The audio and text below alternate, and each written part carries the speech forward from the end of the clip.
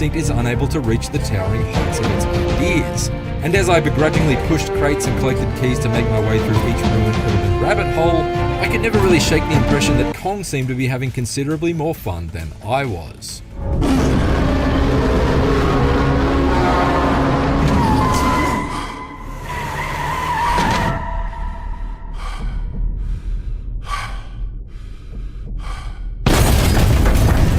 Not that actually playing as Kong would be a guaranteed good time, of course. 2023's Skull Island Rise of Kong was such an unmitigated disaster that the aftermath of its self-destruction is probably still being studied by scientists from the Monarch organization.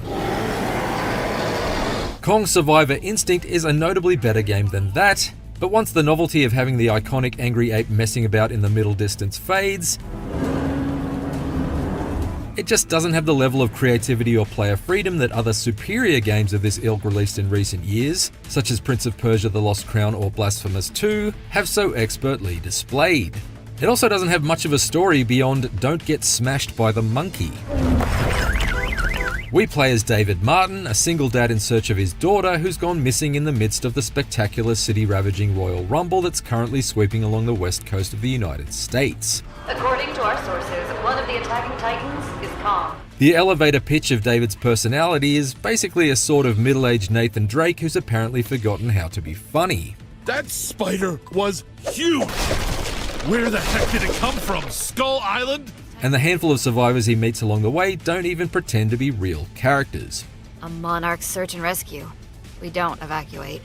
There are a couple of appearances from the villainous Alan Jonah, who was last seen in 2019's Godzilla King of the Monsters. There he was played by a typically cold and ruthless Charles Dance, also known as Tywin Lannister in Game of Thrones. We'll take it. But here he's voiced by a somewhat subdued sound-alike. So what are you waiting for? None of these details really matter though, since Kong Survivor Instinct's slight amount of story is stretched thin over its 6-hour frame, until it suddenly snaps apart during its jarringly abrupt and underwhelming conclusion. You did this, huh? You brought these monsters upon us?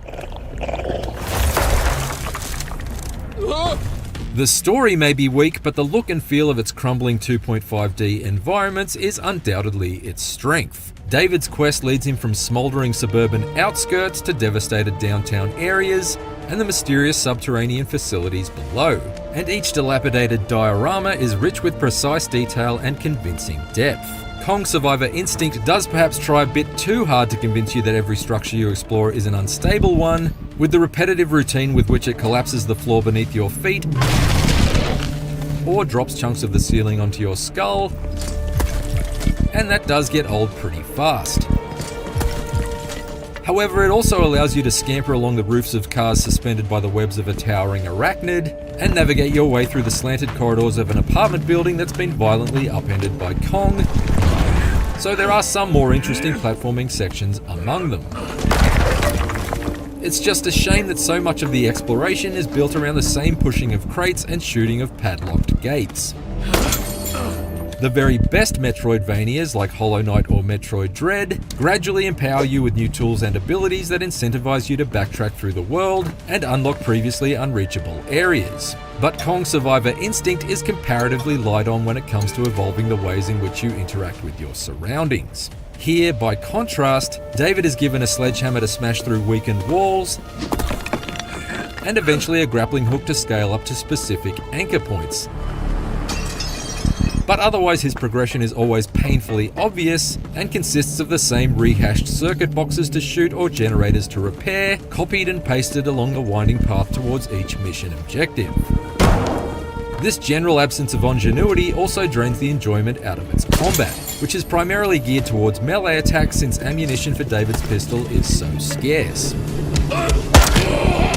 There is some nuance to each scrap with Jonah's soldiers. You can block or parry their blows to open them up for a counter-attack, or grab them to use as a human shield when their more heavily armed comrades open fire. And I was pleased to discover that you can even shoot them in the leg to drop them to their knees so that you can deliver a series of finishing blows a la Resident Evil 4. Jonas said you don't want to negotiate. At the same time, there's a stiffness to each scrap, particularly when David finds himself myself surrounded, and since he's unable to jump or climb when he's locked in a combat stance, there were times when I'd knock an enemy off a ledge only to find myself unable to drop down and continue the fight. The only way forward was to reload my save and try again. Furthermore, rather than introduce any interesting new enemy types that require you to adapt your methods of attack, Kong Survivor Instinct just gradually ups the number of foes in each encounter while keeping your combat abilities exactly the same. David's pistol can be upgraded to carry more rounds per magazine to help counter the swelling hordes, but there are no other firearms to find despite the fact that every other goon you come across in the story's second half seems to be toting a pump-action shotgun. That's enough violence for a lifetime. When you consider that outside of the human soldier types there are only a couple of small spider-like enemies to contend with, and absolutely no boss fights whatsoever, Kong Survivor Instinct's combat feels flatter than a kaiju's couch cushion overall. It can't get much worse than this, right? No, not this thing again! While there might not be any traditional boss fights, Kong Survivor Instinct does feature a handful of sequences that could be best described as boss flights. At specific points during the story, Kong or one of his rival titans will spot you through the window of a structure, and you'll be suddenly forced to flee, with the monster punching wrecking ball-sized holes in your path that require some pinpoint platforming to evade. These sections certainly inject a burst of excitement and urgency into the adventure, although they also involve a fair amount of trial and error to get around instant deaths, which did lead to some frustrating repeated checkpoint restarts at times.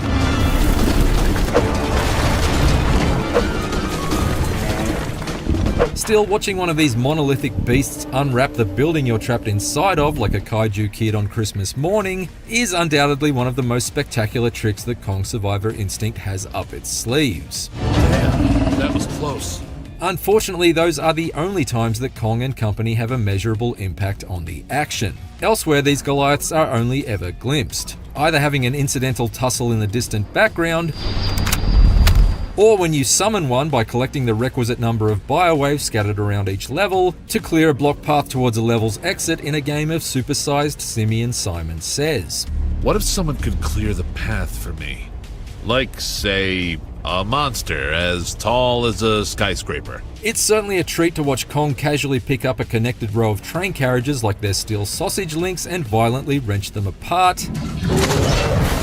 But the operative word here is watch. Once these path-clearing actions have been performed, it's straight back to the same plodding puzzle platforming and uninspired combat. Just want it to end.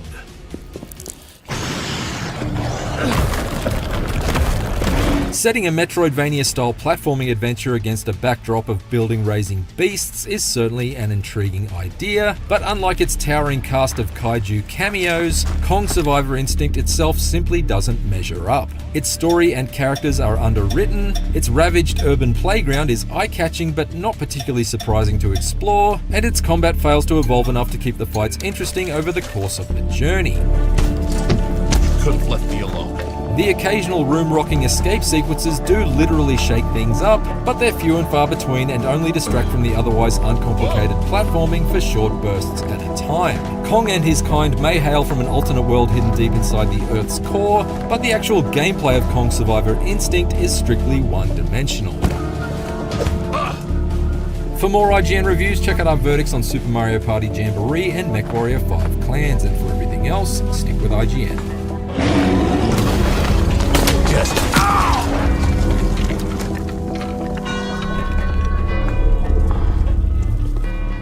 Damn. I hope there was no one inside.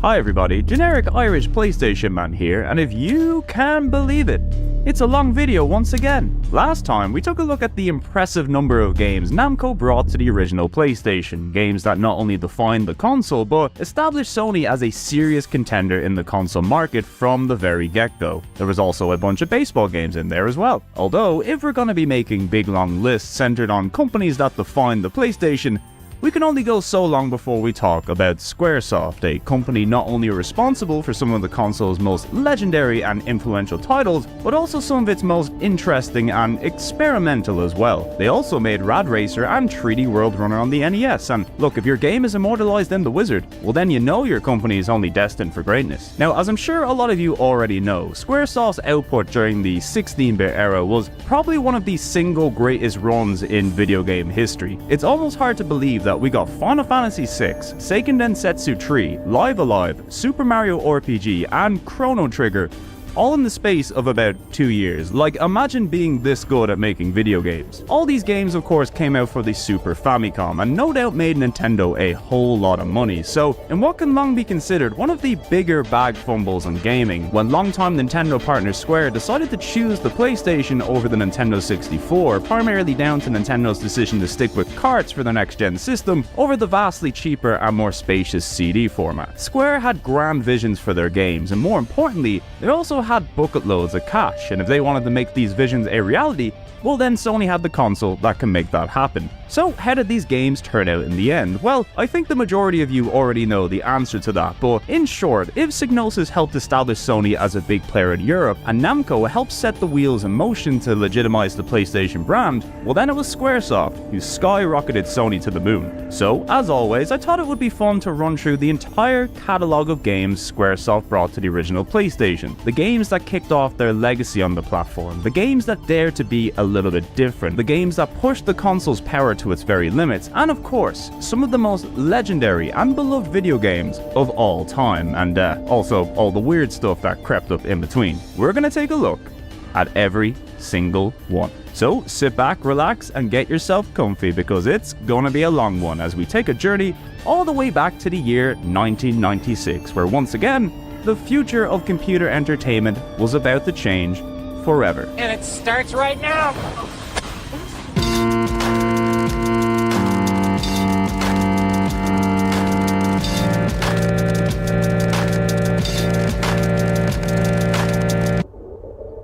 Now, as always, before we dive right in, I'd like to preface this video by stating that the goal here is to simply take a brief look at every game Squaresoft was involved with on the original PlayStation in order of release. You may already be aware that many of the games that we'll be looking at today are quite lengthy story-driven experiences, so naturally a video of this type isn't going to be the most in-depth exploration of these games, but I'll still do my best to give you a nice overview of the experience and what helps make them the classics we all know and love today. Now, by my calculations, there are a grand total of 47 unique games Squaresoft brought to the original PlayStation. Of these 47 games, every single one was released in Japan, unsurprisingly. 28 of these games were released in North America, and depressingly, only 16 of these games were ever released in PAL regions, a number that I'm definitely not bitter about in the slightest. So if you're surprised to find out that it's my first time trying a game in this list, it's probably because I didn't know it existed for a good portion of my life. Now, just for clarity, this list doesn't take into consideration the various collections and reissues Square have released over the years, 99% of which only ever came out in Japan, and they're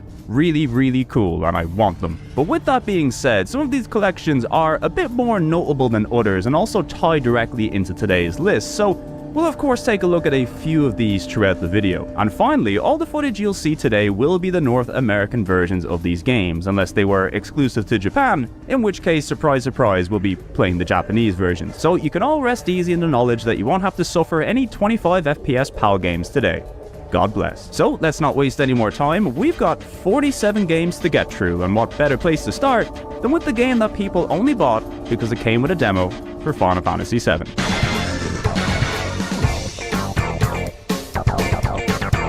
Kicking things off with a literal kicking and punching, it's the wonderful Tobal #1, the first ever Squaresoft game to appear on the PlayStation, launching in Japan in August of the year 1996. Now, it seemed like the basic strategy for most devs looking to make a big splash on a fancy new 3D console was to either make a racing game or a fighting game. Let's just call it the Sega and Namco strategy, if you will. Squaresoft would actually go with the racing route on the PS2 to mixed results, but when it came to the PlayStation, we were gifted with a fighting game, a 3D fighter that aimed to bring something new to an already crowded genre dominated by Virtua Fighter and Tekken, as well as many subpar Virtua Fighter and Tekken clones. Now, Square themselves, Not exactly known for making fighting games, but good news, they didn't have to. Instead, Square drafted in a new developer by the name of Dream Factory, a company headed up by one Seiichi Ishii, who was heavily involved in the design of both Virtua Fighter and Tekken, and if Square didn't already seem serious enough, they also got Akira Toriyama on board to handle the character design, something that has worked out quite well for them in the past. Now, Tobal number 1 is an interesting game for a number of reasons, not least of which is the fighting gameplay itself, which, while still a straightforward 3D fighter at its core, does a lot of things to help make it stand out in the genre, even to this very day. While Virtua Fighter uses a simple 3-button system with a button for punch, kick and block, and Tekken kick things up a notch further with individual buttons for right and left kicks and punches, Tobal changes things even further, with buttons now dedicated to positional attacks, one for lows, one for mids, and one for high attacks. Depending on your directional inputs and combo strings, each of these buttons can output a variety of different punches and kicks. There are also individual buttons for both blocking and jumping, which is interesting. It can all feel a little bit odd if it's your first time playing, but it actually goes a long way towards simplifying one of the trickier parts of fighting games, because you always know where your attacks are going to land on an opponent. You hit the high button, it's gonna hit high. You hit low, it's gonna hit low. Now that's not to say things are dumbed down. Each character has plenty of fun and difficult combo strings and special moves to master that give them their own unique flavor and fighting styles, but the real star of the show when it comes to the fighting has to be the game's grapple system. Like nearly all fighters, Tobal allows you to throw opponents, but what sets it apart is that prior to a throw, you lock into a grapple with your opponent, and depending on your inputs and movement within this grapple, you can actually control the direction that you throw your opponent with a level of precision that's not really seen in most fighting games. It means that if you're near the edge of a stage and you see an opportunity for a ring out, you can grapple your opponent, position them closer, and then throw them in a particular direction to get them out. It not only looks really cool, but it's a serious scumbag move as well, which you know the fighting community is gonna love. You take all these cool new elements, combine them together, and with Tobal you've got an early 3D fighter that not only plays very differently to its contemporaries, but one that actually holds up incredibly well too. Now the combat itself is a big part of it, but another thing that really sets Tobal apart is how it looks and feels to play. You see, Tobal is one of the more notable games to make use of what's known as the PlayStation's High Resolution Interlace mode, or high-res mode for short. This mode allows games to run with both higher frame rates and higher resolutions, and as a result of this, Tobal number 1's characters and stage elements are made up of untextured polygons to save on memory. But personally, I think this gives the game such a striking and distinct look that I genuinely still think looks great even today. The 60 FPS frame rate and super smooth animations also make the fights look a lot more natural and fluid than what you'd come to expect from a PS1 fighter, let alone one released in 1996. Sure, the stages themselves are a little basic and the character designs, while pretty fun, certainly aren't Toriyama's most memorable, except for Mary and Nork and Mufu and Oliems the Chicken Man, of course.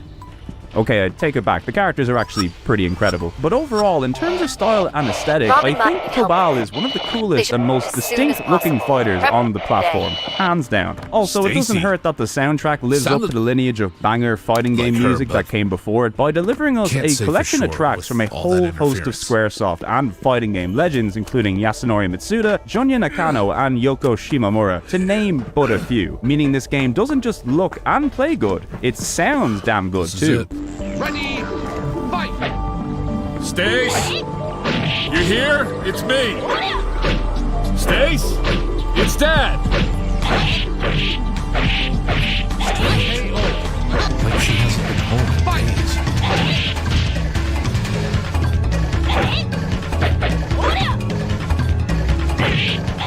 Documents, descriptions. Alphabet vet. Ready, fight! Has to be where she lives. That's a lot of new faces, new friends. But hey, Pop's old photo is still there. Although probably the most famous aspect of Tobal number 1 isn't its 1v1 fighting, it's actually the game's quest mode. This is a Squaresoft game after all, so I suppose it would be rude not to include a hybrid fighting game RPG dungeon crawler, wouldn't it? Now, I'm not going to lie and tell you that Clinic this is my mode best- controls very well Actually, or that it's it's my overly only bet deep now. and And complex, it's but for a fighting not too game far in away. 1996 to include a mode like this at all is absolutely insane. Sure, this first attempt here is The a little bit tracks rough lead right and to the janky at next times, district. but it's still a really fun and charming little inclusion that helped further define Tobal as a standout game in the genre. Plus, beating the dungeons are how you unlock bonus characters in the game, and the music also features jungle breaks, so come on, you might as well give it a go. All in all, a very strong showing from Squaresoft and Dream Factory for their debut game on the PlayStation. Maybe not what Squaresoft fans were expecting, but hey, if you bought it for the included Final Fantasy VII demo, well then at least you got yourself a good game with it. A tradition that seems to follow almost every game that somebody purchased because it came with a demo. That is, unless you lived in the PAL.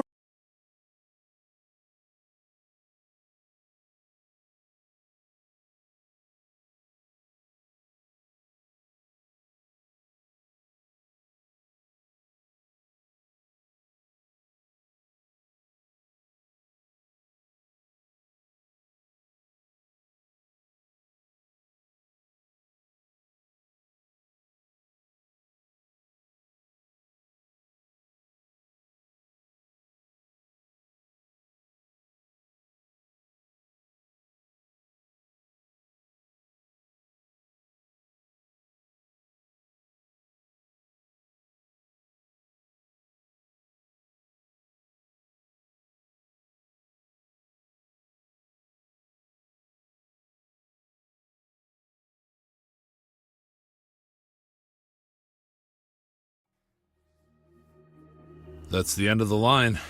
Back to the surface.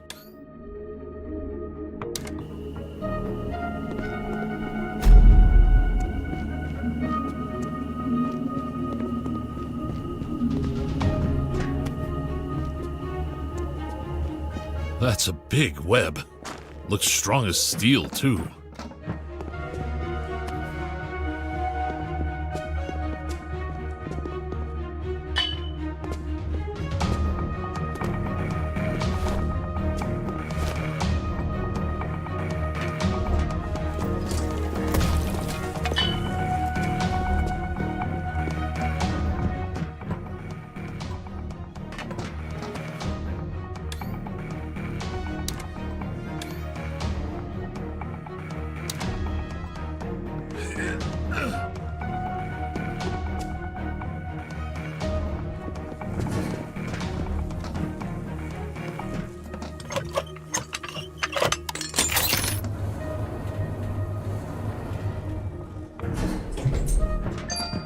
You're not getting out of here!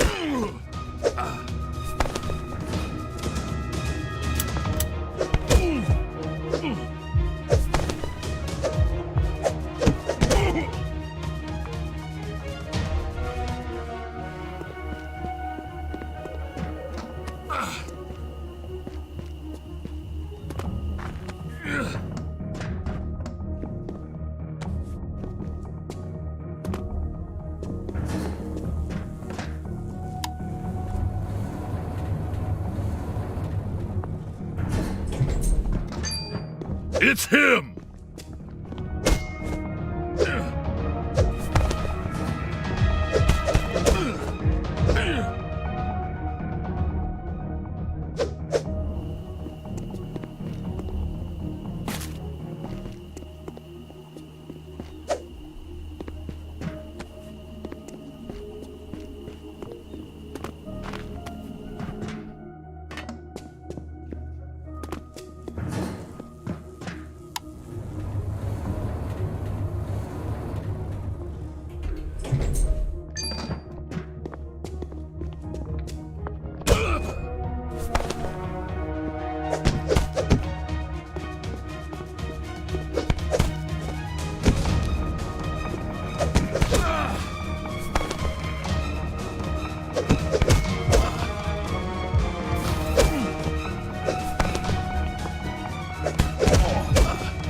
He could have left me alone.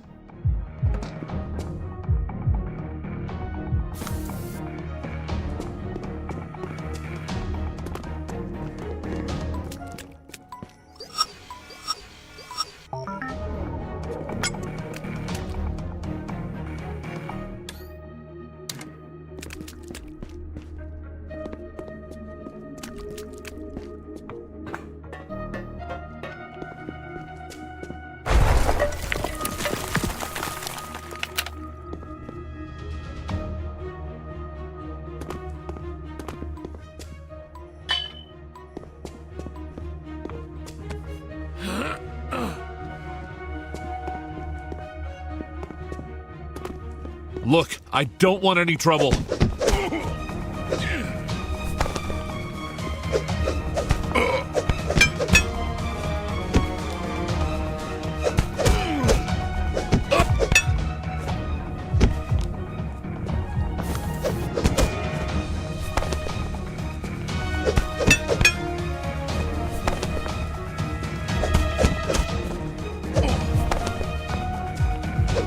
This is what it takes.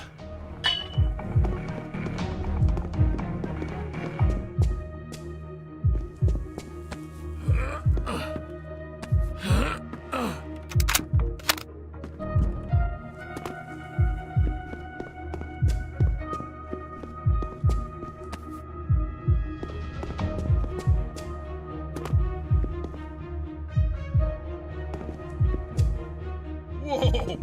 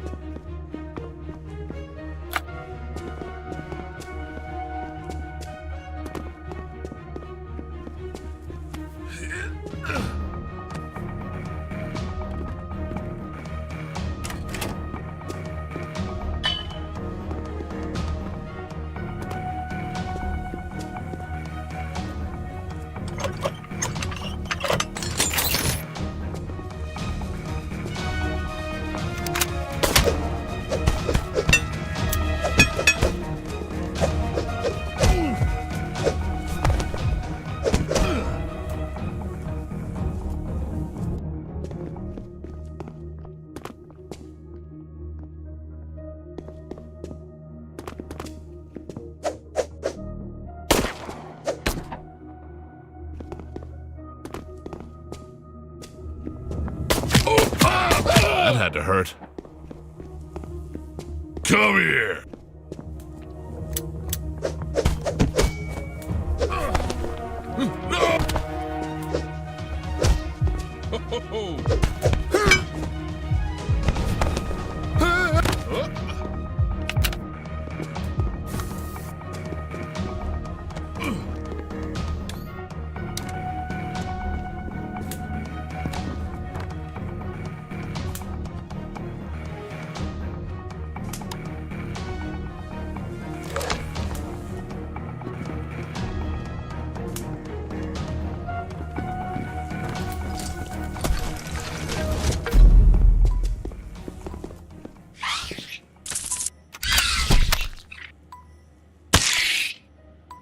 That spider was huge!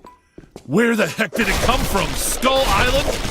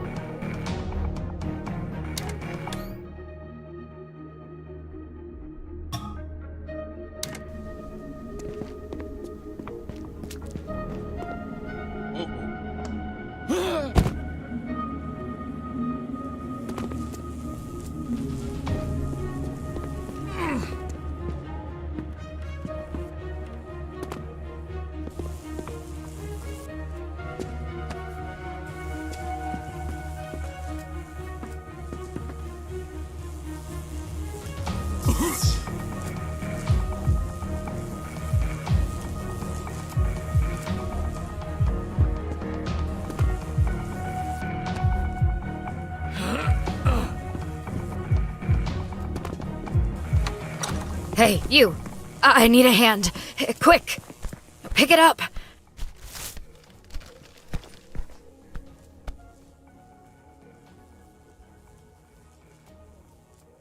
You can put it down. He's gone.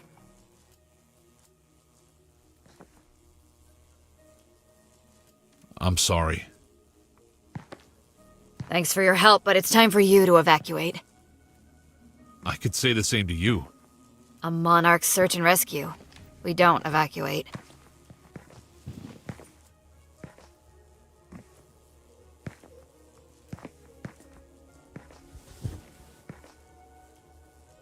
Listen, there's this kid I ran into in the residential district. You met a kid and just left him out there all alone? I didn't leave him. He wanted to be left alone. I get it. Things to do, places to be. I'll get him out. Don't worry. Just need to pack my things and I'll be on my way. I appreciate that. I bet you do. And be careful out there. I'm not in the mood to be saving you anytime soon.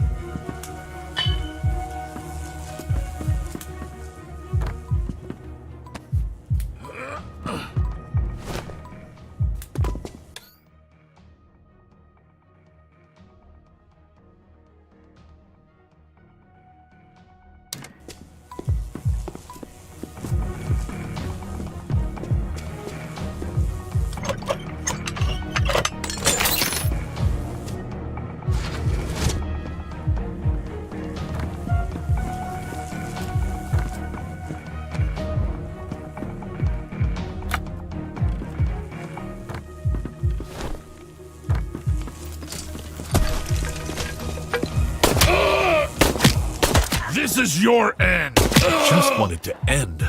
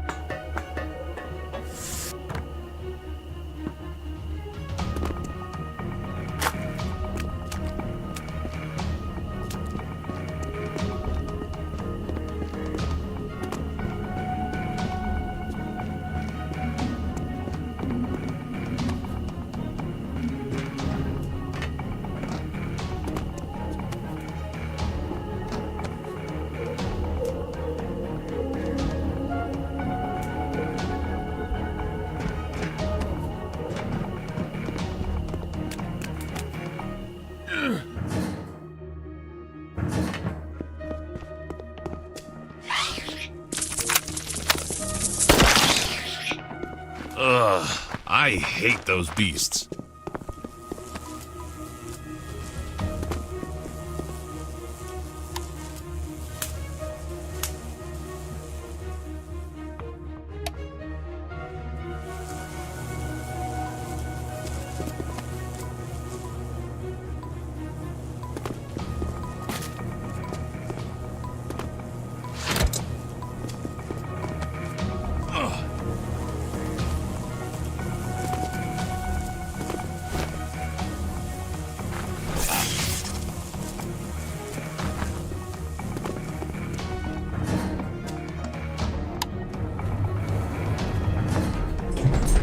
Enemy spotted! This isn't over! Why are you all so stubborn? Easy. Give me the chills.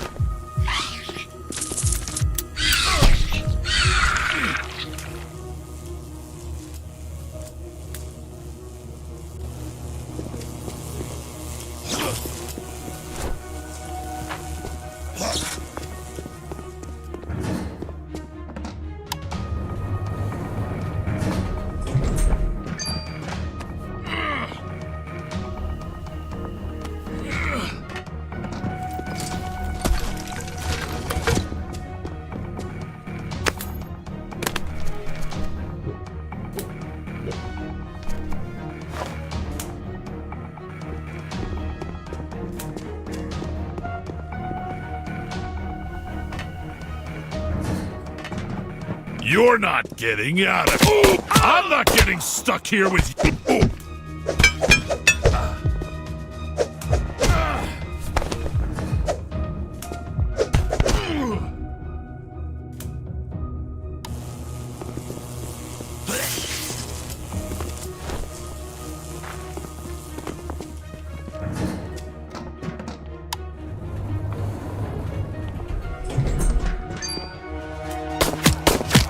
Aren't you getting...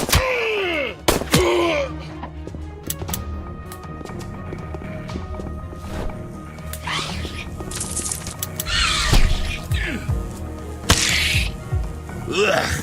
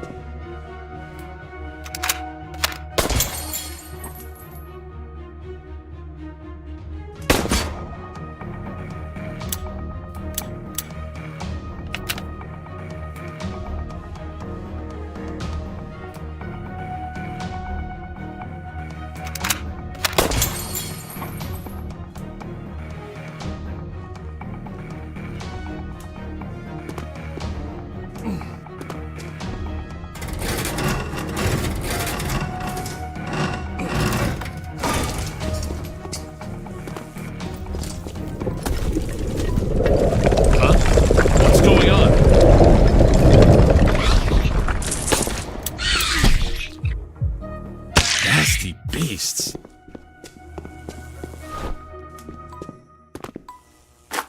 Ugh.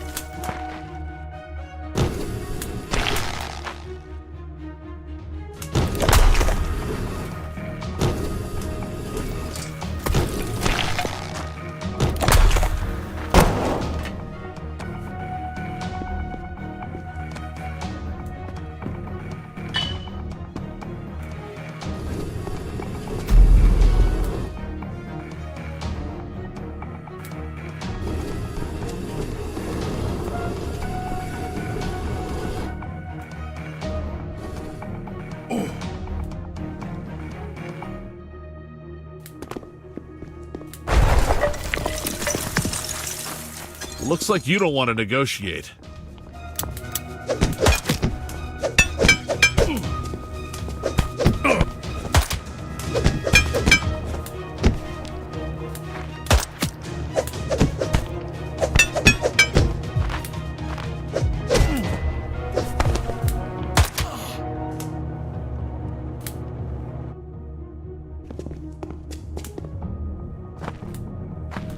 Get ready to meet your maker.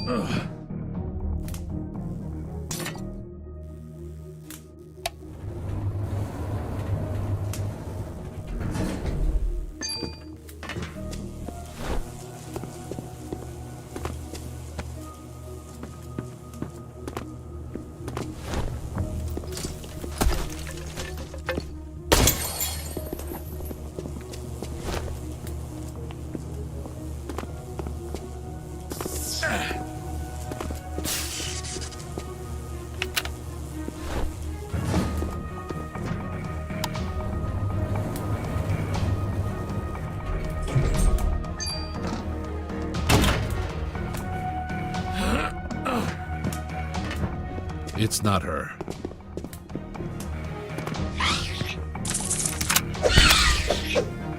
I was never fond of spiders.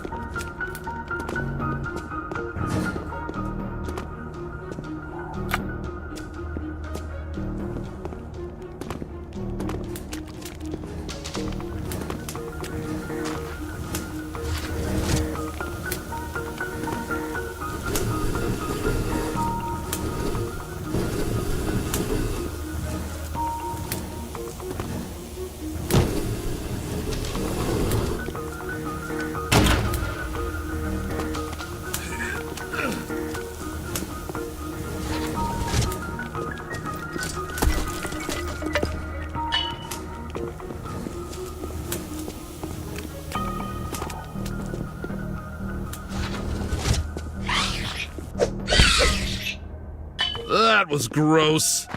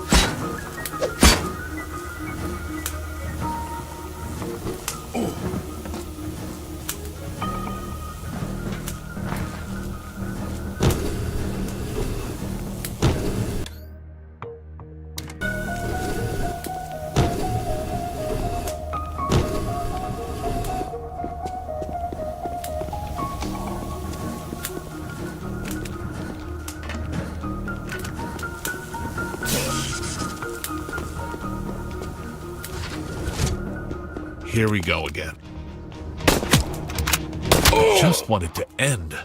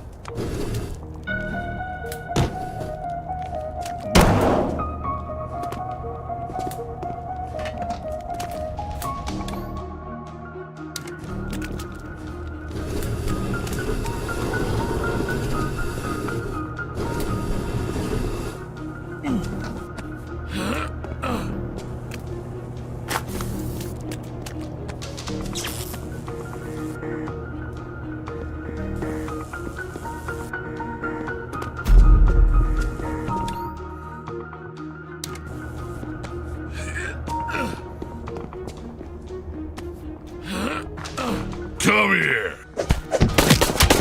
Why are you all so stubborn?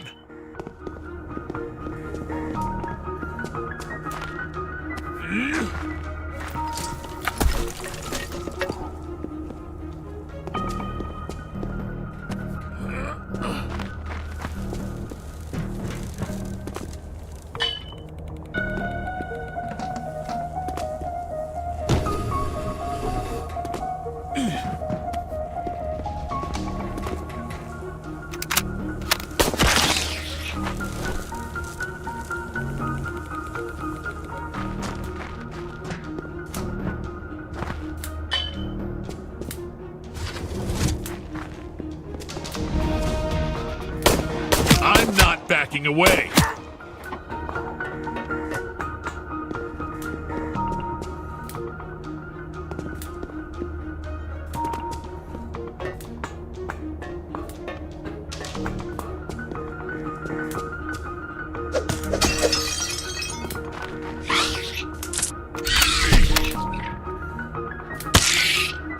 Ew.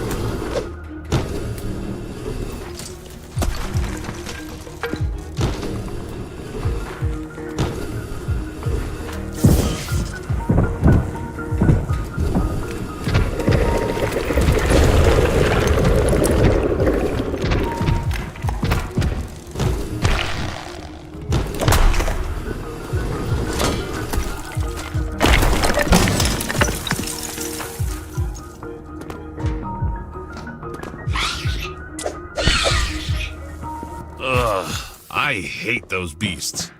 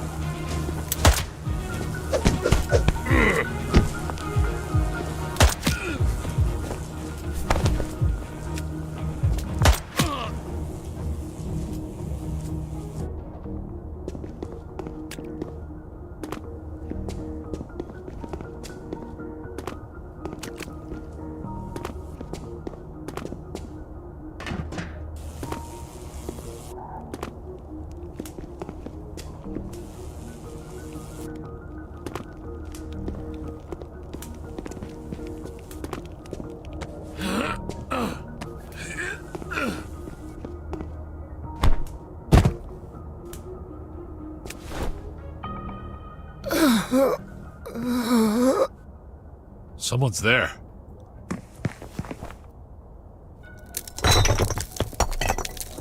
Lie still. You're pretty banged up. Maria? No. Name's David. I'm no medic, but I'll patch you up. I mean, I'll try. It can't get much worse than this, right? You... with Monarch? Please. I can't... evacuate without her. I'm not... Damn it. Listen, where did you see her last? Please.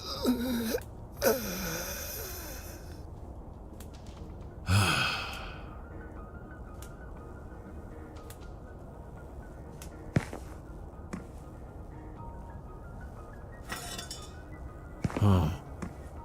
Was it yours, stranger?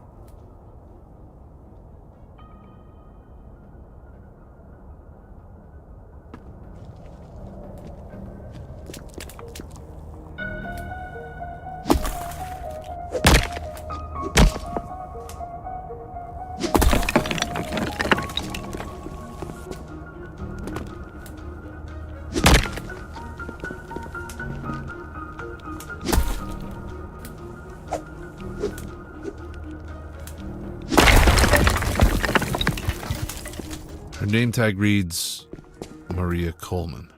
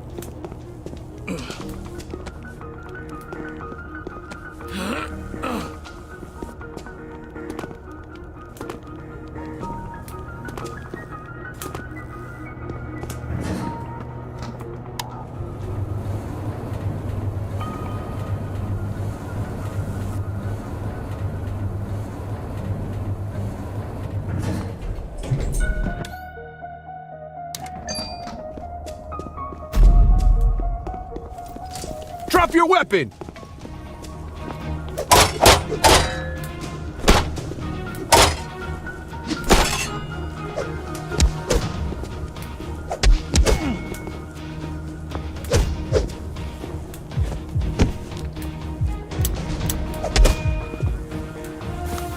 Just leave me be!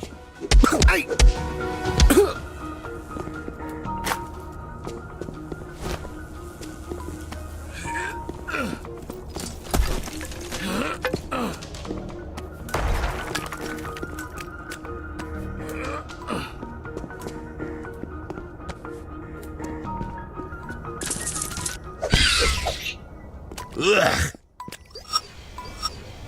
You lost something, Rob? I'm looking for the... Bears need them. Ask Martin. She'll know. Didn't she go to... Martin?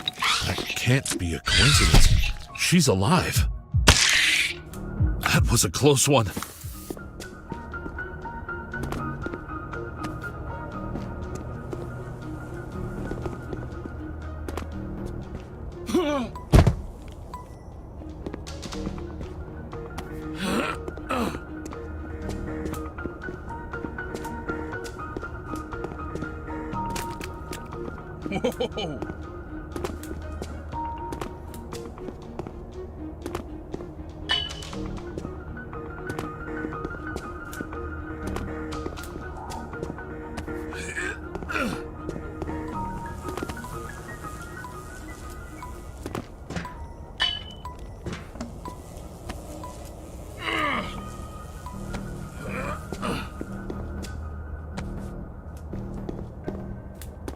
Whoa.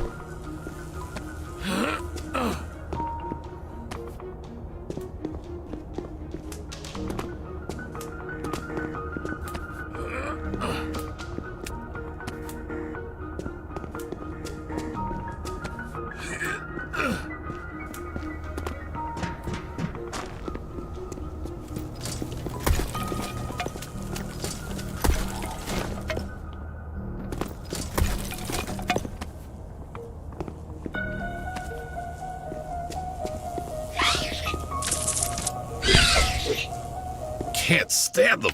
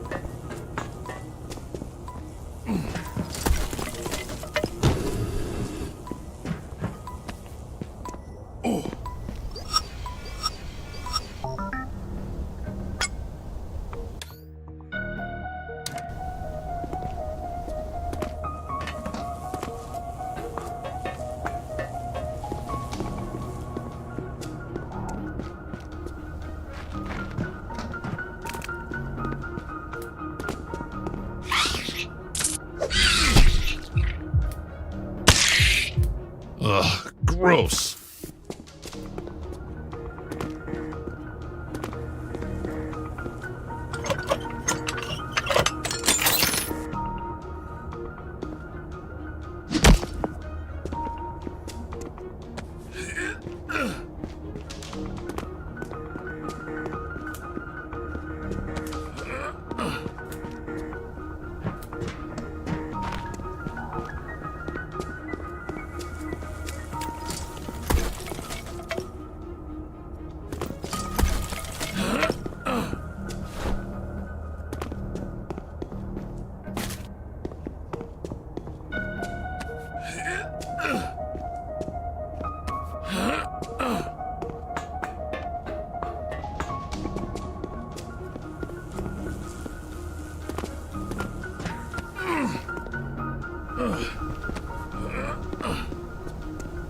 Stay right there!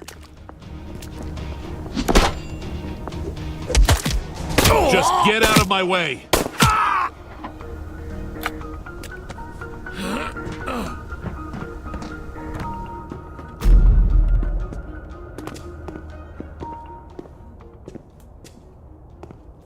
That's the clinic she works at. The biosignal's faint but stable. Please, let it be her.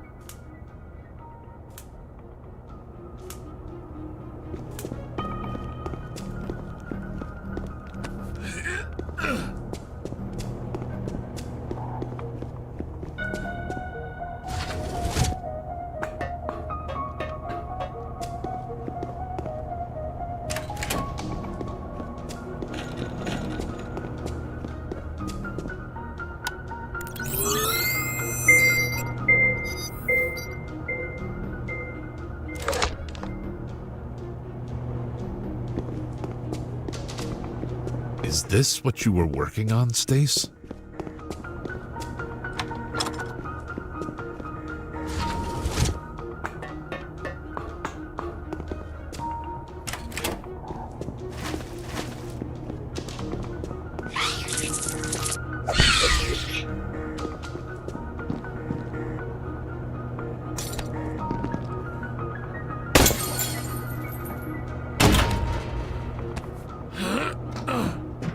I'm not an expert, but this place is no vet clinic. More like a front for Jonah and his mercs.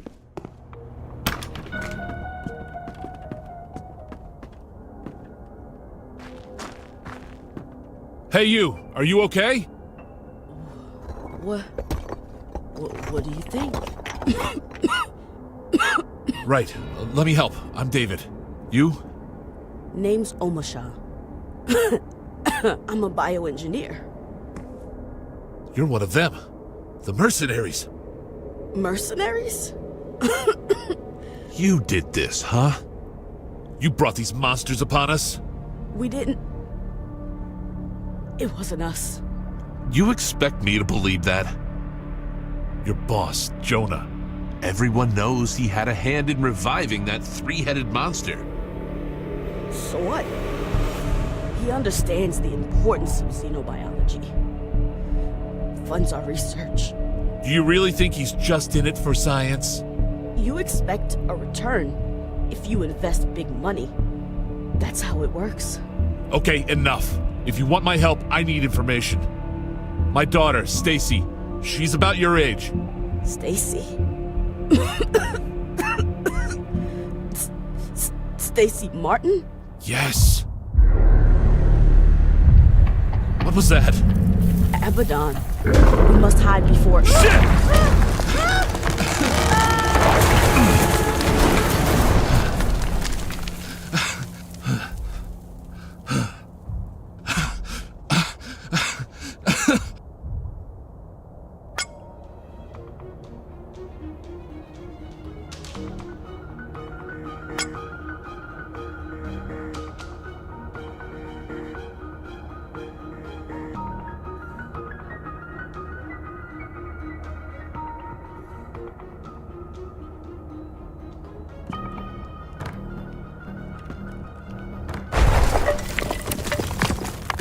She knows something.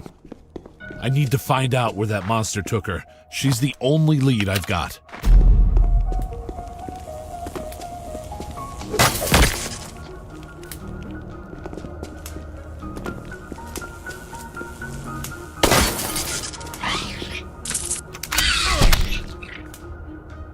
Nasty beasts.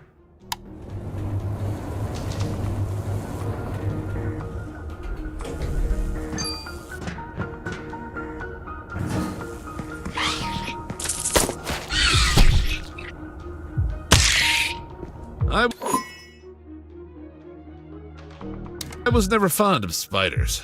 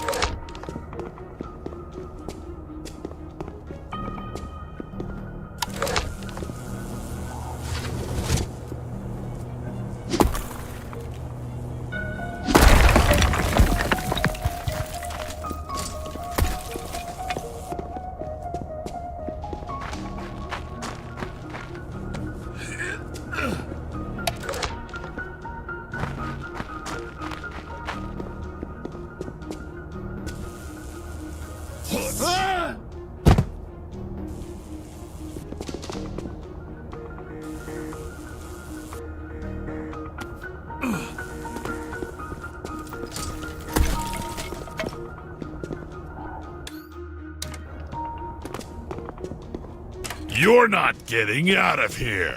You could have left me alone.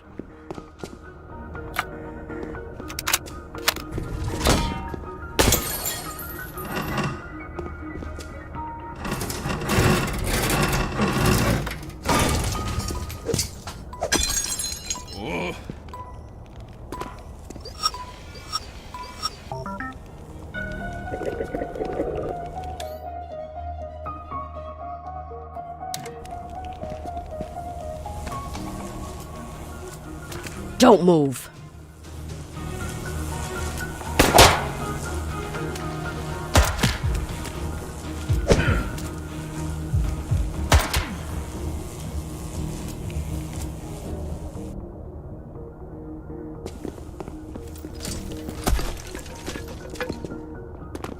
Stay where you are!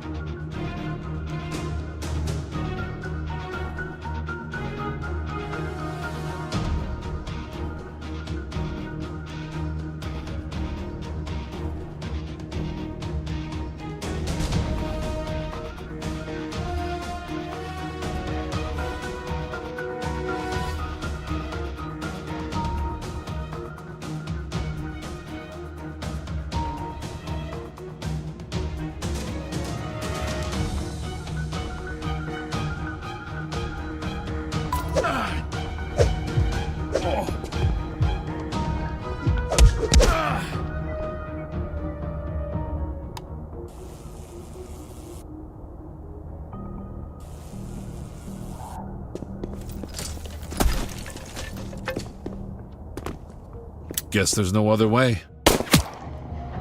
That's enough violence for a lifetime.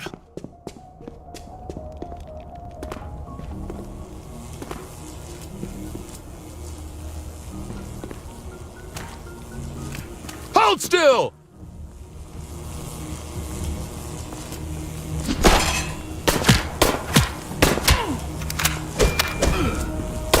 You made me do that.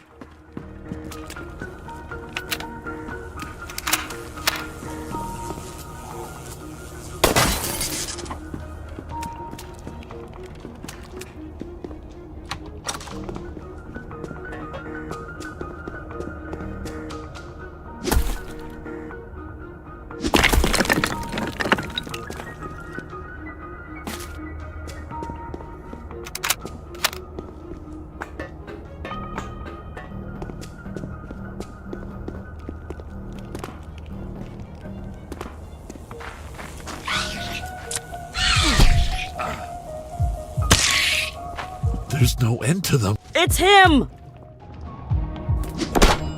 Watch out, he's packing.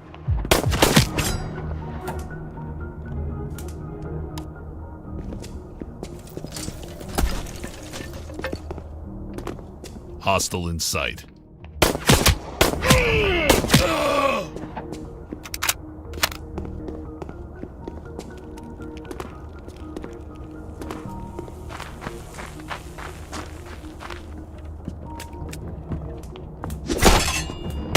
I won't go easy. This is just a setback.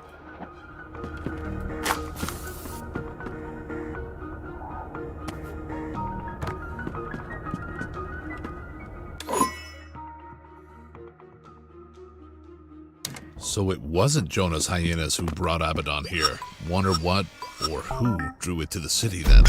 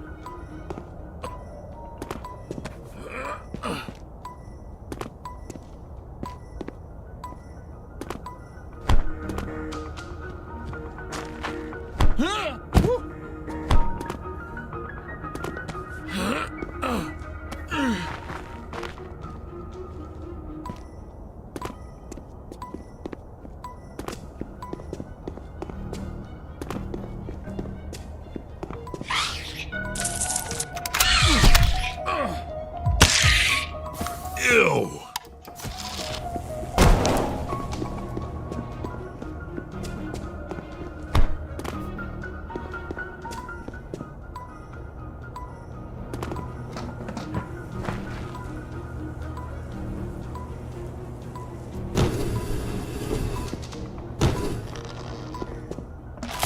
I knew these extra pounds would come in handy.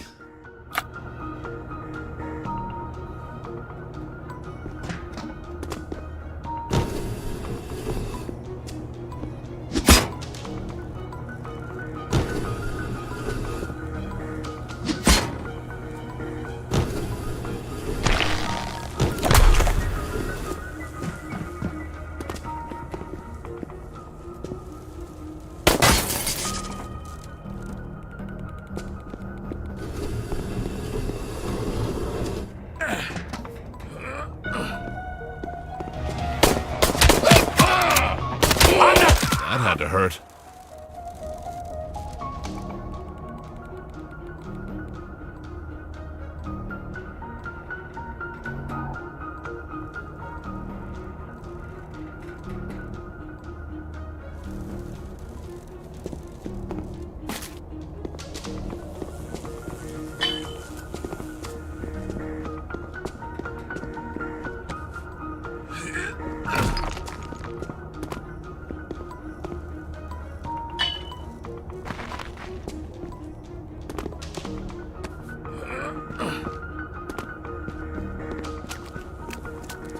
Object on the move!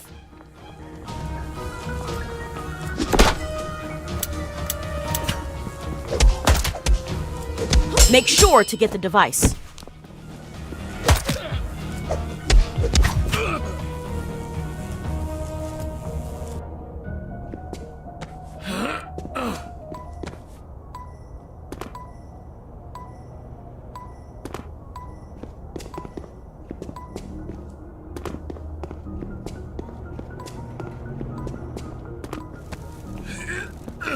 Hands up!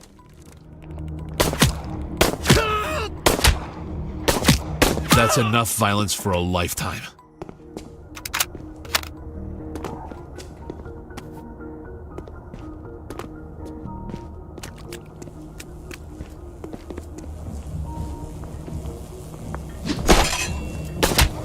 I'll end you. You could have left me alone.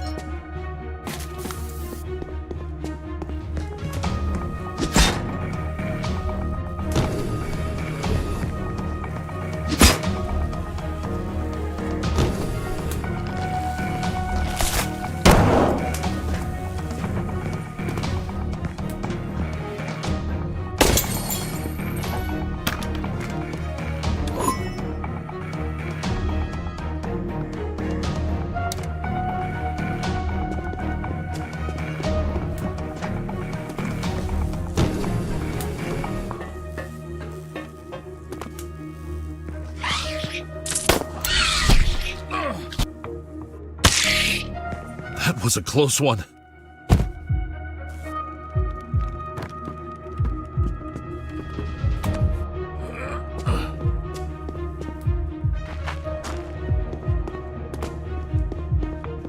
Enemy spotted.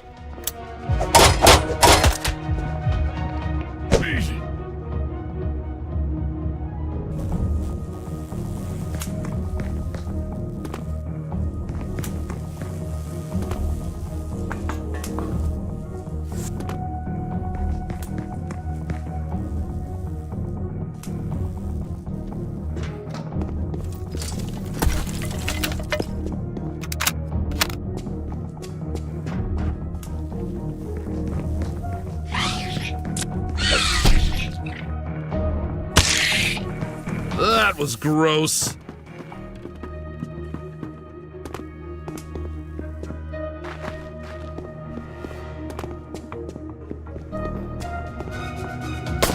I will silence you.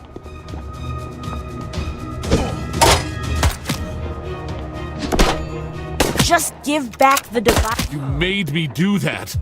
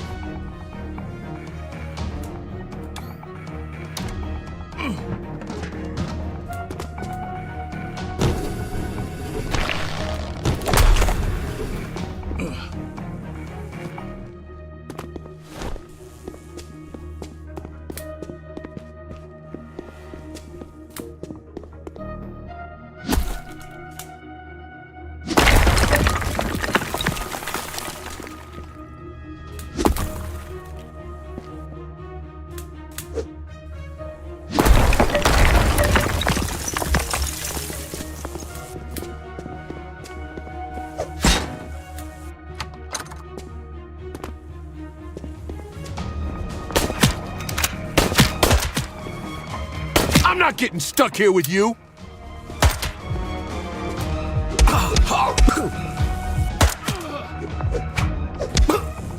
This is.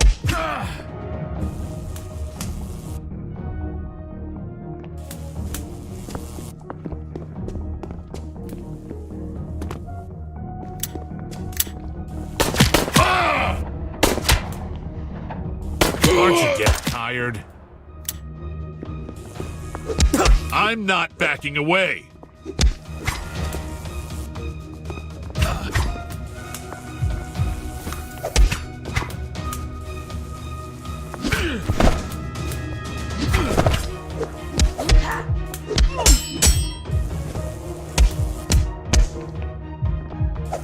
I just want it to end.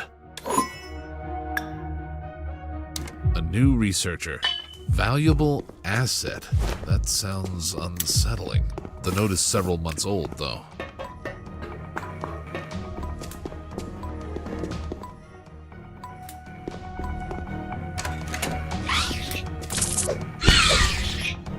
Ugh.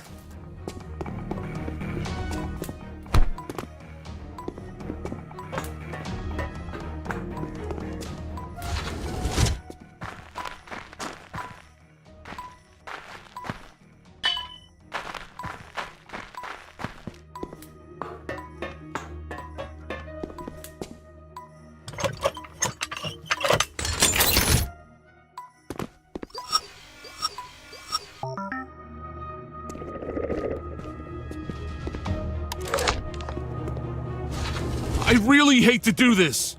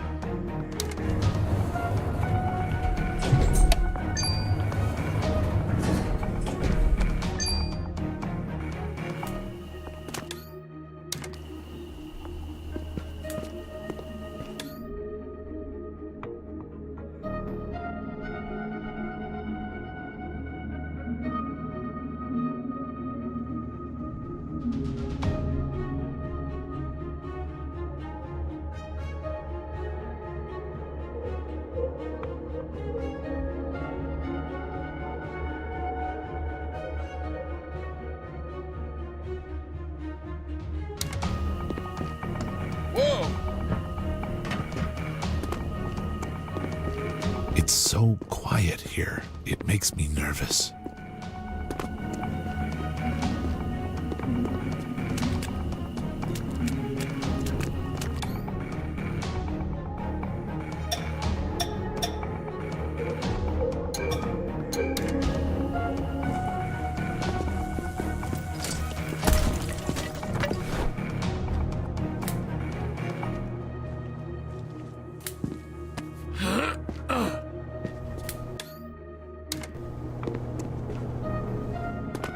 Look, I don't want any trouble.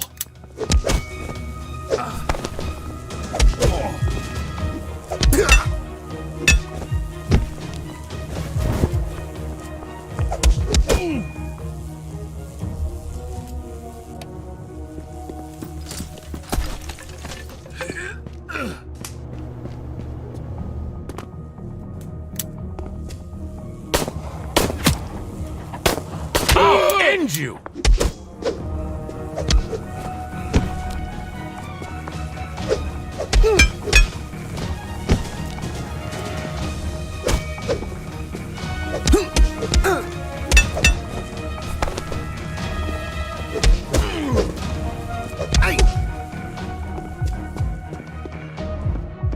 Hands up.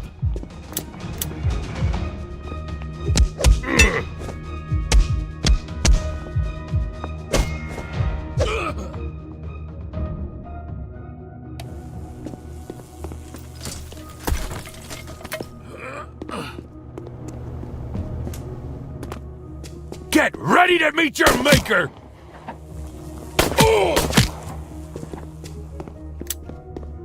You're not getting out of here.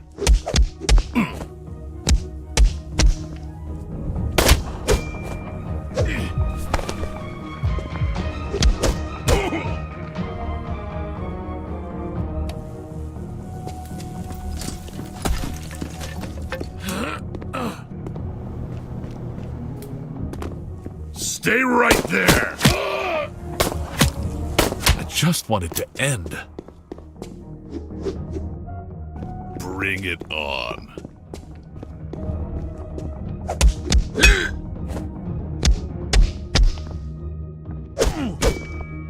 I'm not backing away.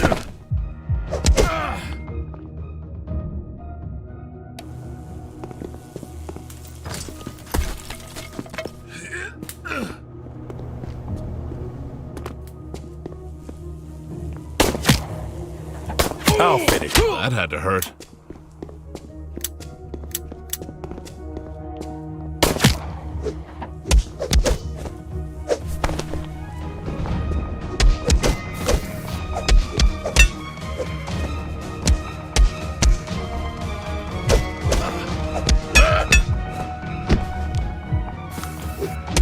That's enough violence for a lifetime.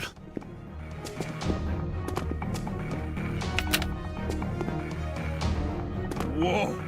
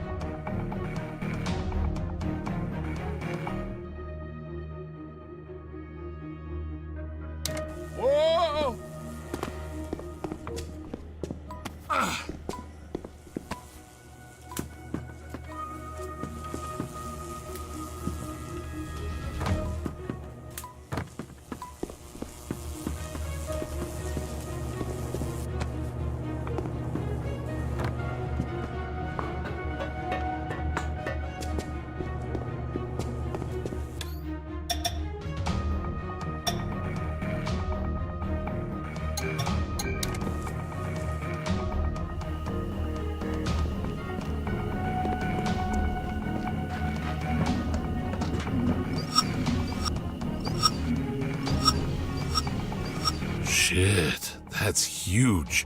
The fibers look unbreakable.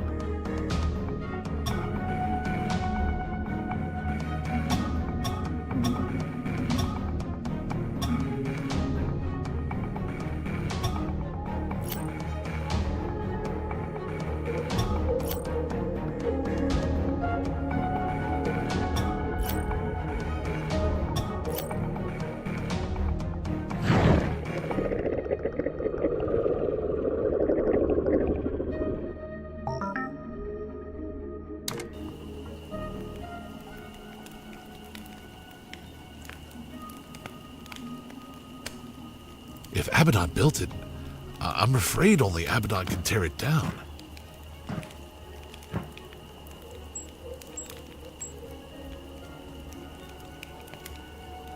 Huh. Nothing?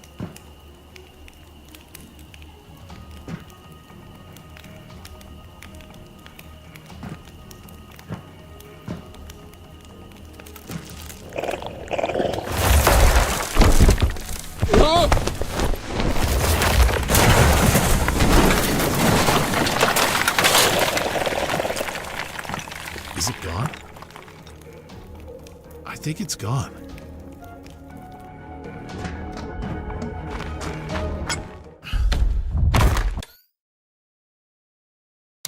Nope! Wasn't gone!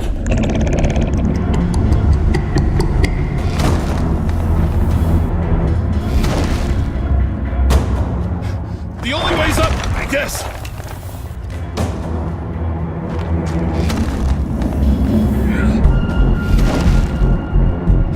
The only way's up, I guess.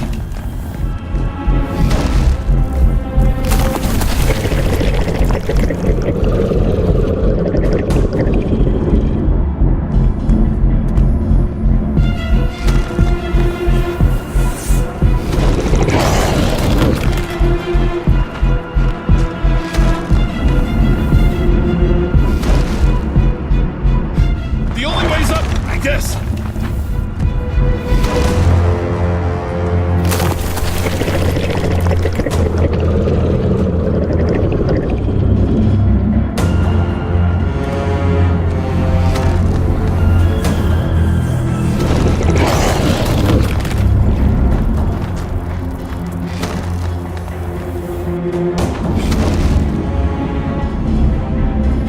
The only way's up, I guess.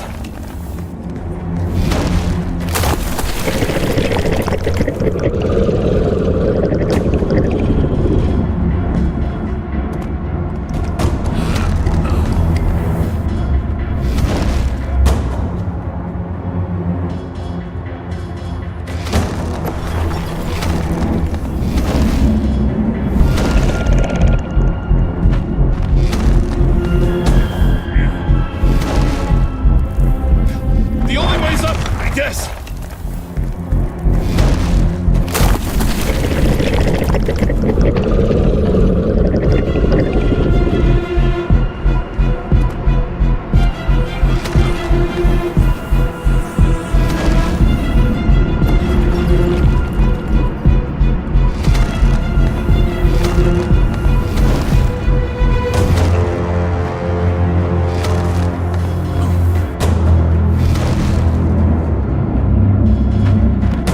The only way's up, I guess.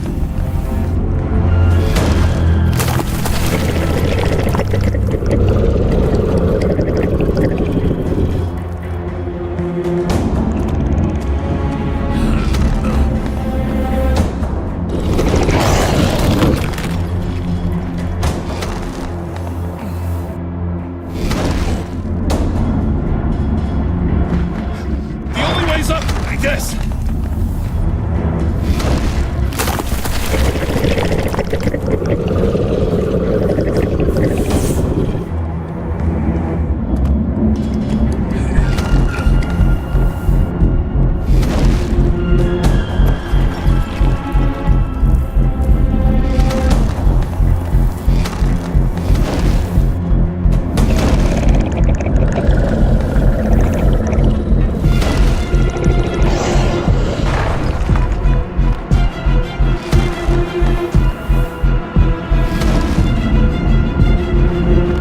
The only way's up, I guess.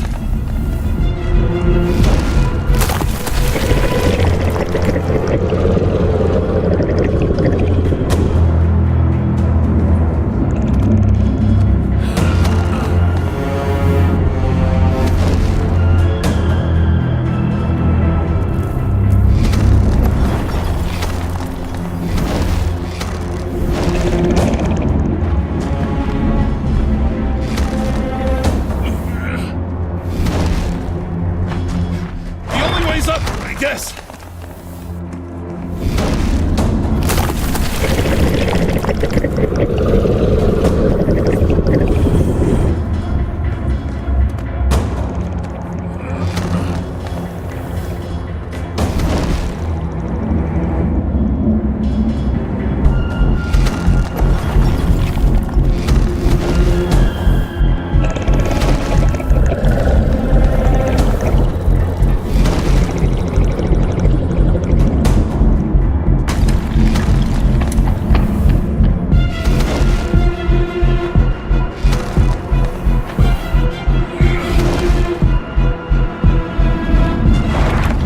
blaze up, I guess.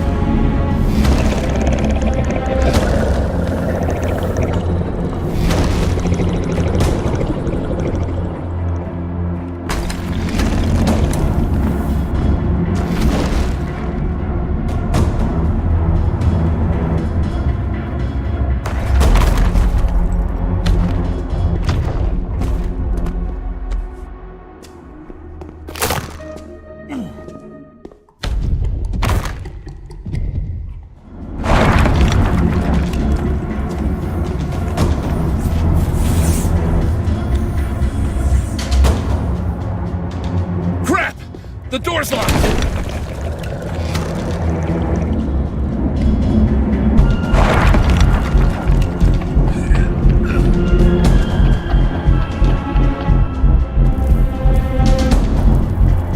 Crap!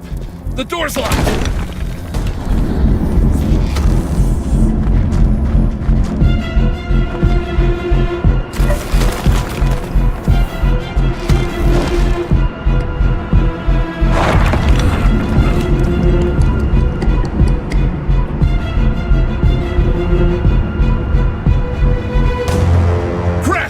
The door's locked!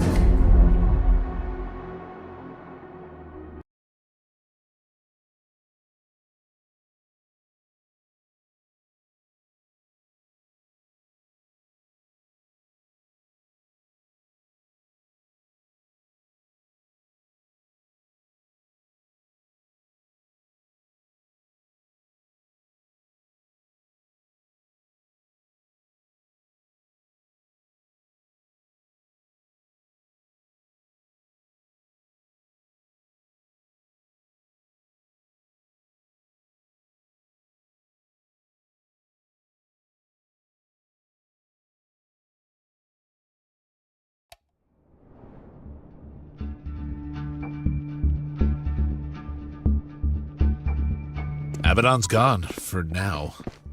But if I want to find Amisha...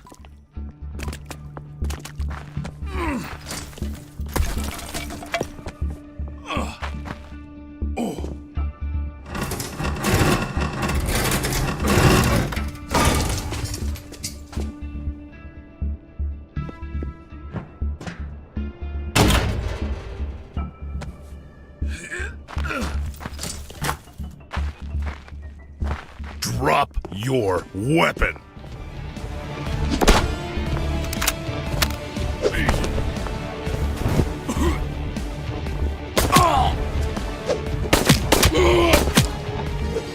You could have left me alone.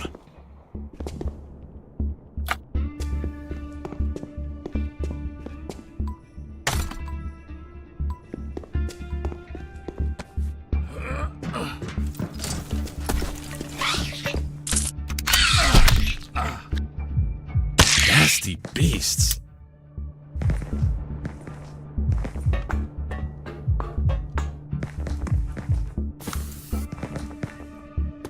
Is it me, or are the webs getting thicker?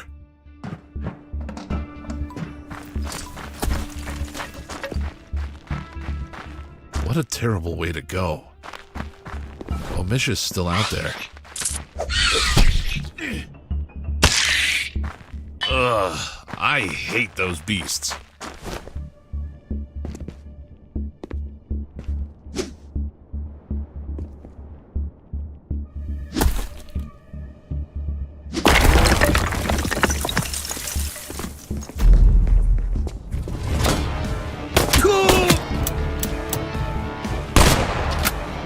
This is just a setback. I just want it to end.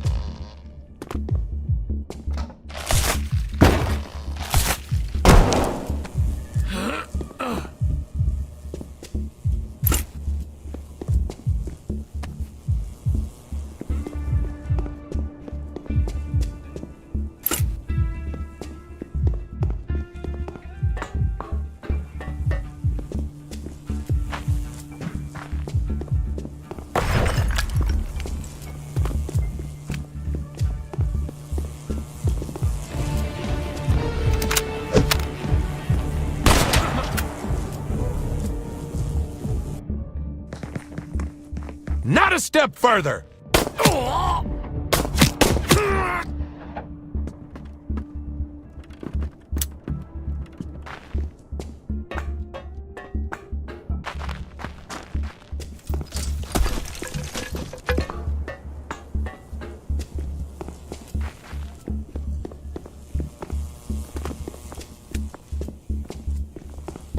Hostile in sight!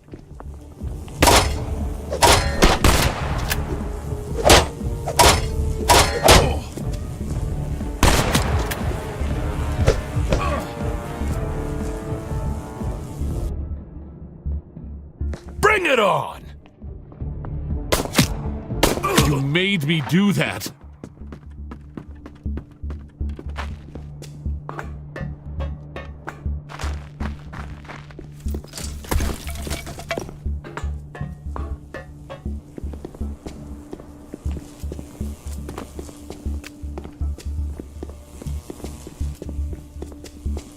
Enemy spotted!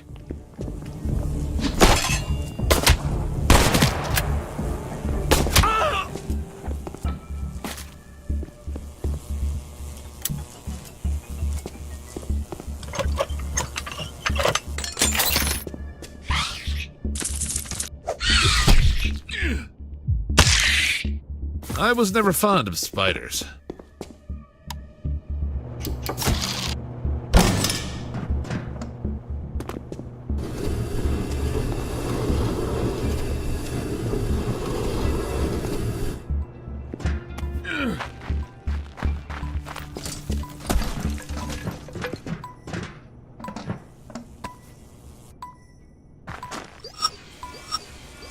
Come on, Stace. I want to hear your voice. She's hungry. Have you got any formula left? You know I don't. Mom should bring some soon. That's not her. Let's be real, sis. Might not be coming back. Just survivors.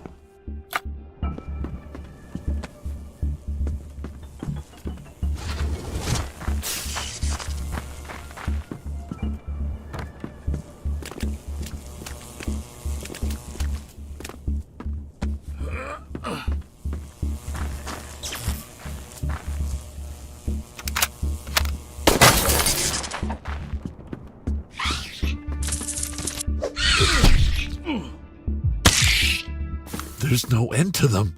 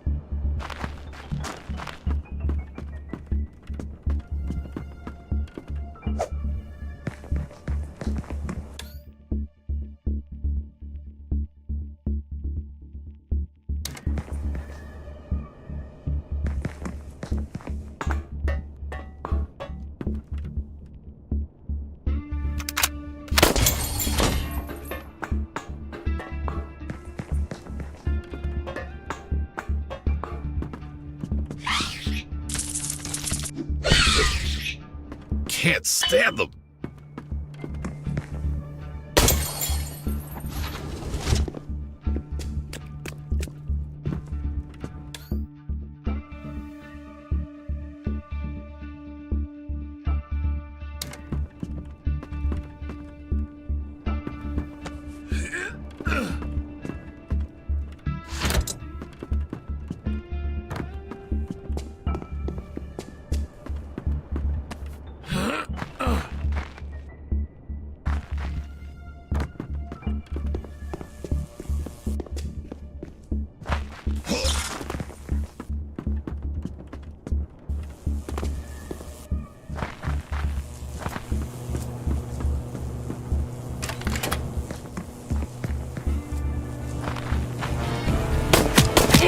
Why are you all so stubborn?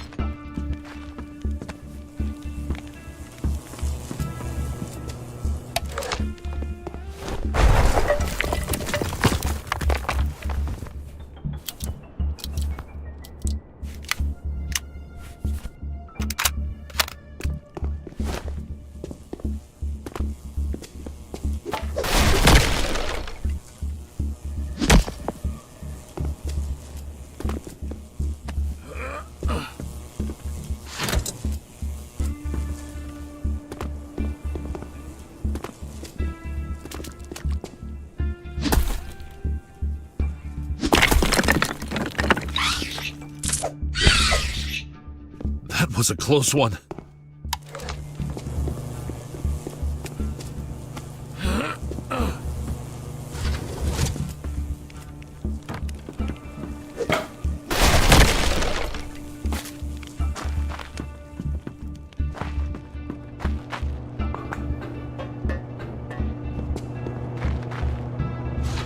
It's him!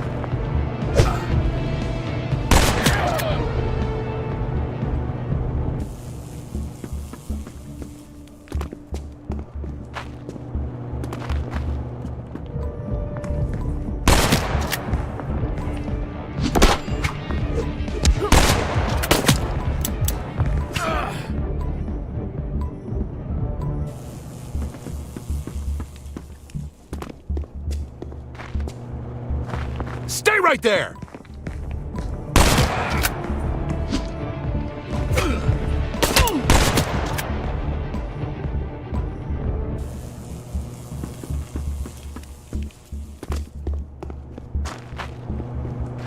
Target in sight.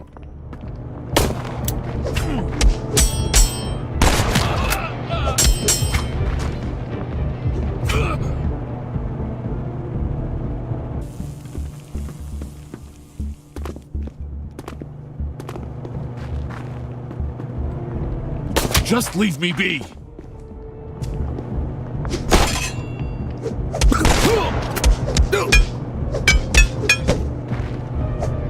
I'll finish this.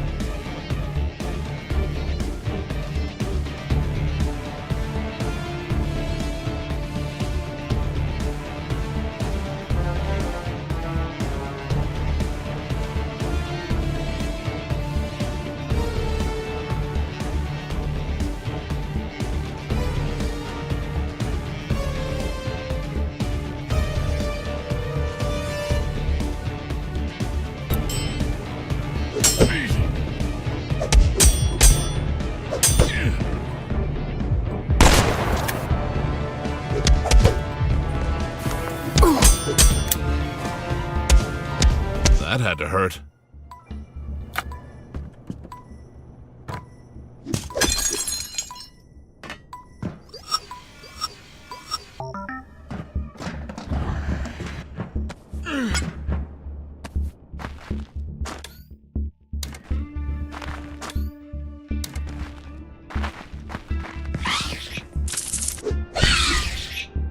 That was gross.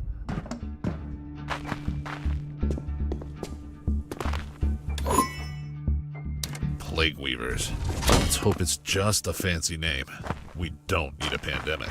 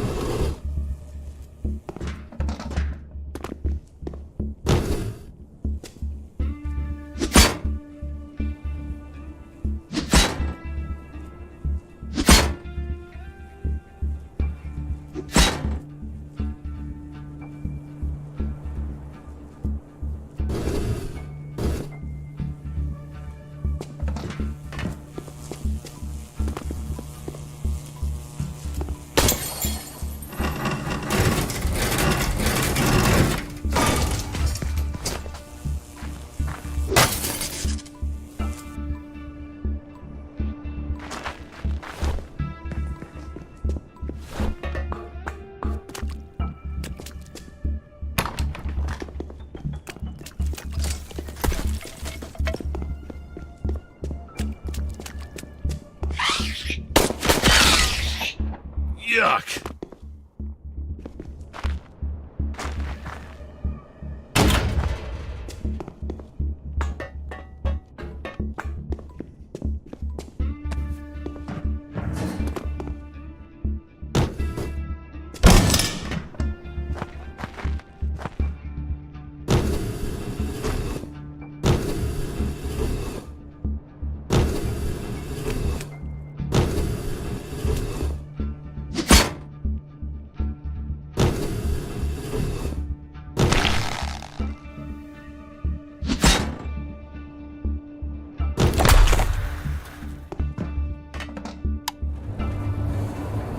If I'm too late and Omisha's dead, I don't even know where I'd go next.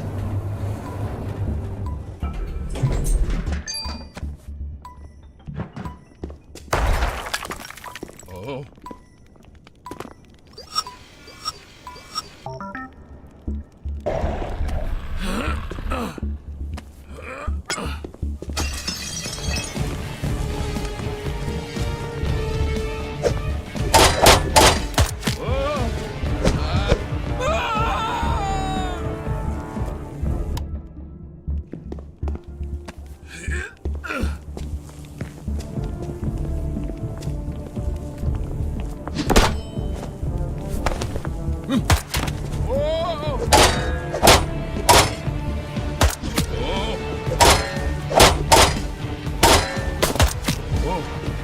Whoa.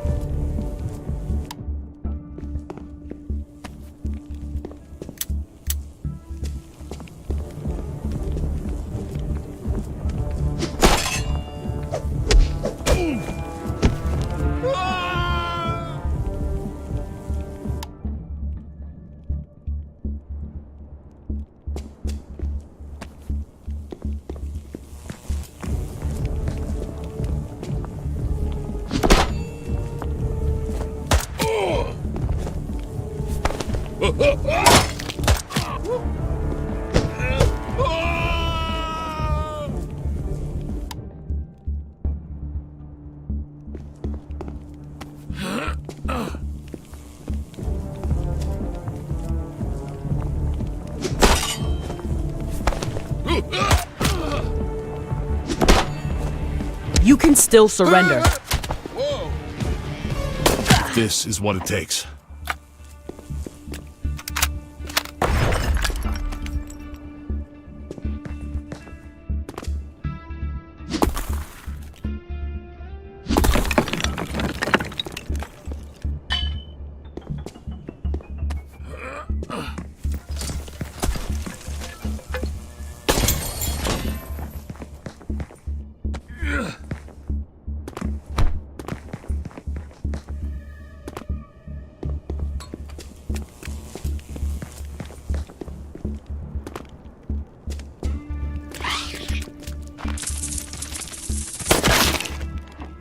Ugh, I hate those beasts.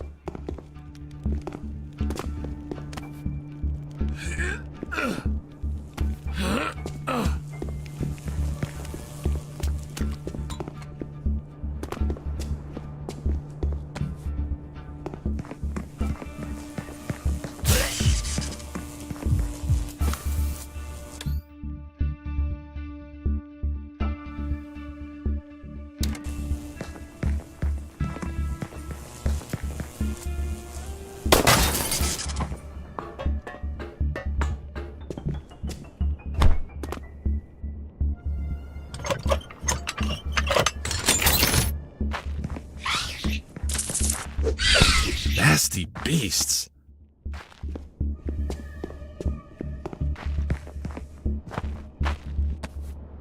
What is this place?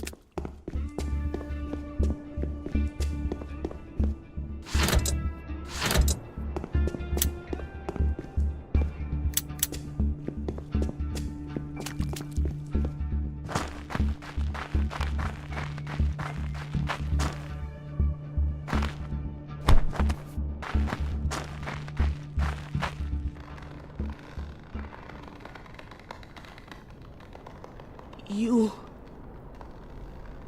help me. I will, but first tell me where the hyenas keep Stacy. Keep? You think...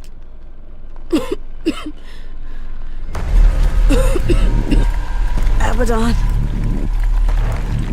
Run. Just tell me, please. Oh, for... Go to the park, get into the sewers.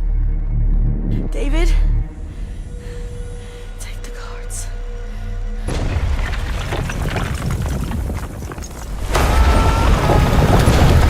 Omisha!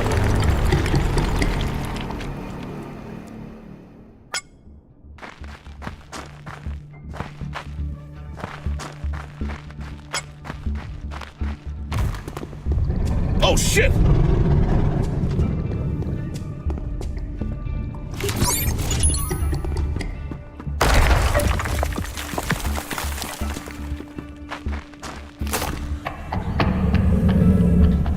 No, not this thing again!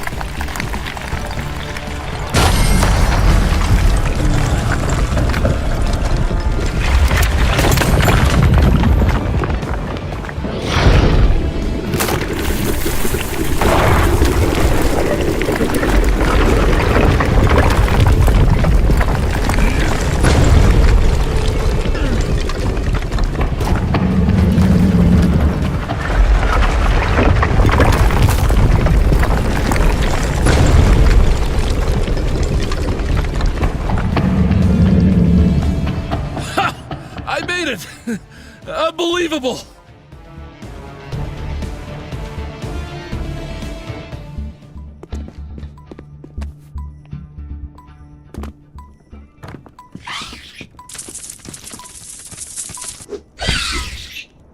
Ugh.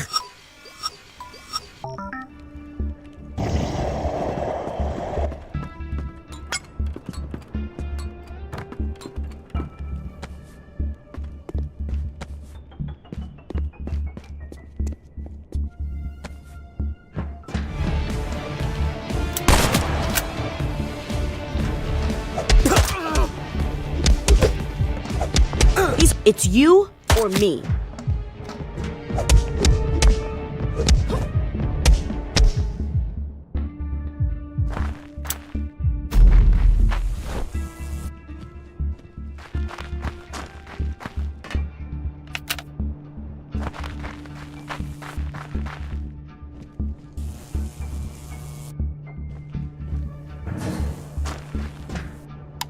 Sewers under the park. That's what Omisha said. On my way, Stace.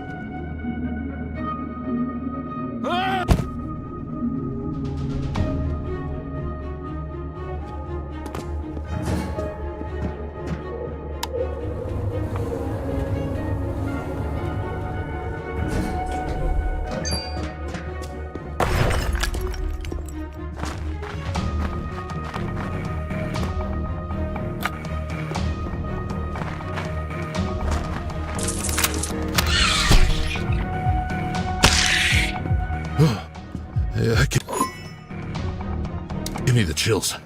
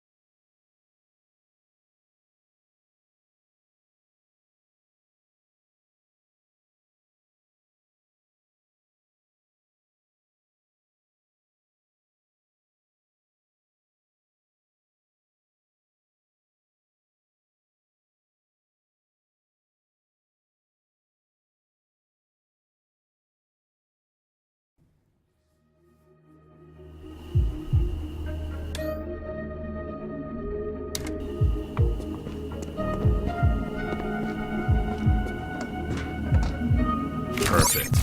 One of Omniscious cards did the trick.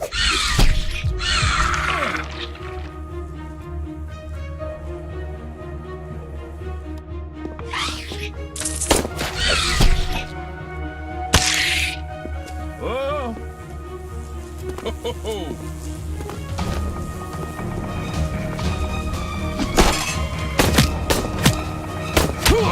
This isn't over.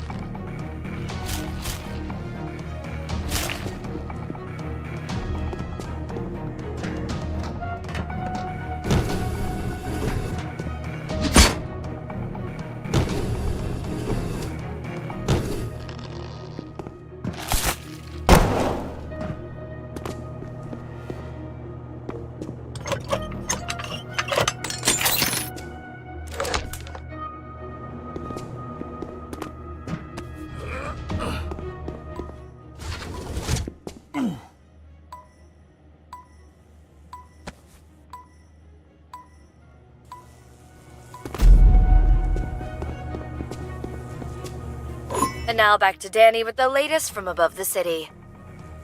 Thanks, Rachel. Events are still unfolding, but as we told you earlier, Kong's rampage was previously localized to specific neighborhoods. Unfortunately, that is no longer the case.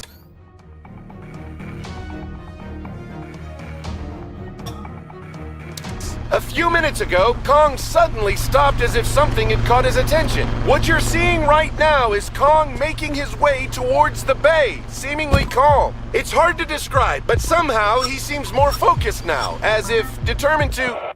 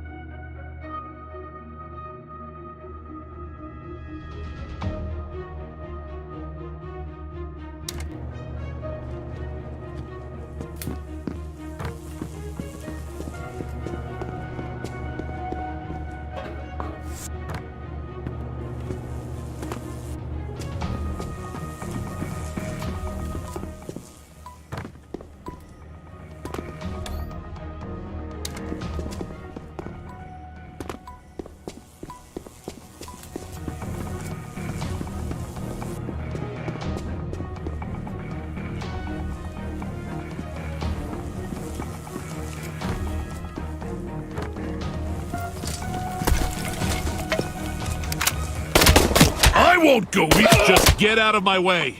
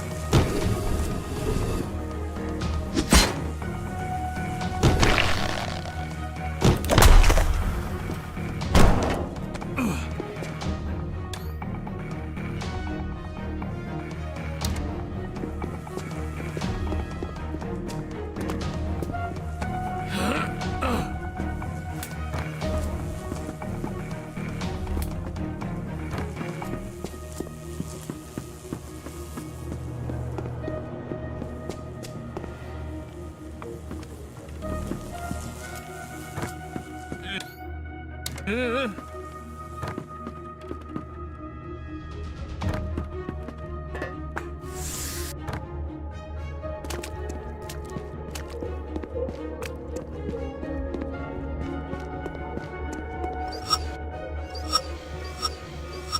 must be the park Omisha was talking about.